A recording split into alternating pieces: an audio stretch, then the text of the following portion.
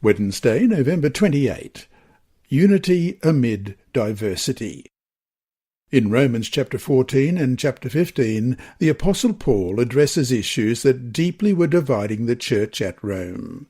His response to these issues was to invite the Romans to show tolerance and patience for one another and not divide the church over these concerns. What can we learn from his counsel?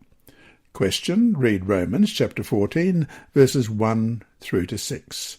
What issues of conscience were causing church members in Rome to judge and not fellowship with one another? Romans 14, beginning at verse 1. Receive one who is weak in the faith, but not to disputes over doubtful things. For one believes he may eat all things, but he who is weak eats only vegetables. Let not him who eats despise him who does not eat, and let not him who does not eat judge him who eats, for God has received him. Who are you to judge another's servant? To his own master he stands or falls. Indeed, he will be made to stand, for God is able to make him stand. One person esteems one day above another. Another esteems every day alike. Let each be fully convinced in his own mind. He who observes the day observes it to the Lord, and he who does not observe the day, to the Lord he does not observe it. He who eats, eats to the Lord, for he gives God thanks. And he who does not eat, to the Lord he does not eat, and gives God thanks. It is very likely that these matters had to do with Jewish ceremonial impurity. According to Paul, there were disputes over doubtful things, he said in verse 1, indicating that they were not matters of salvation, but matters of opinion that should have been left up to individual consciences, as he said in verse 5. One person esteems one day above another, another esteems every day alike. Let each be fully convinced in his own mind. These disputes were first over the type of food eaten. Eating animals forbidden in Leviticus 11 was not the problem addressed by Paul here.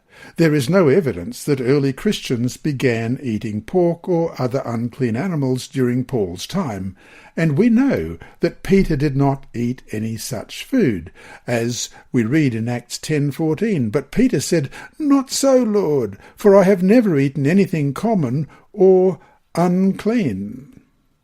Also, that the weak ate only vegetables, as it said in verse 2 of chapter 14, and that the controversy also involved beverages, as we read in verses 17 and 21, for the kingdom of God is not eating and drinking, but righteousness and peace and joy in the Holy Spirit, and it is good neither to eat meat nor drink wine, nor do anything by which your brother stumbles, or is offended, or is made weak.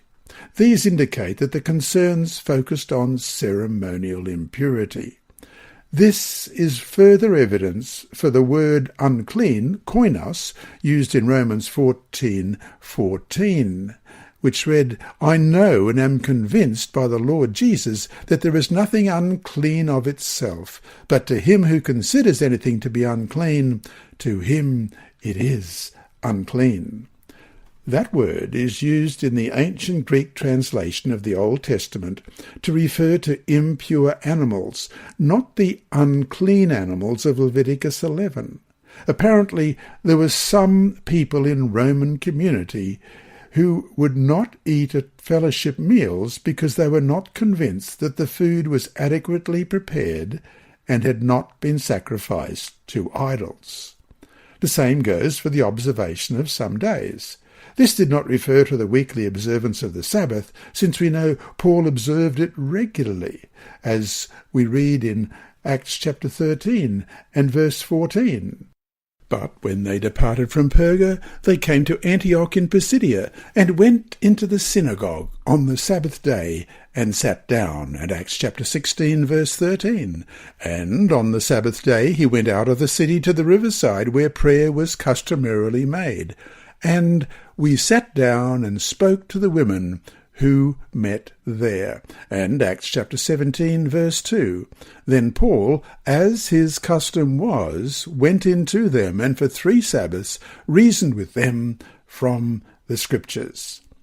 This is likely a reference to the various Jewish feast days or fast days. Paul's intent in these verses is to urge tolerance for those who are sincere and conscientious in the observance of these rituals, as long as they did not think of them as a means of salvation.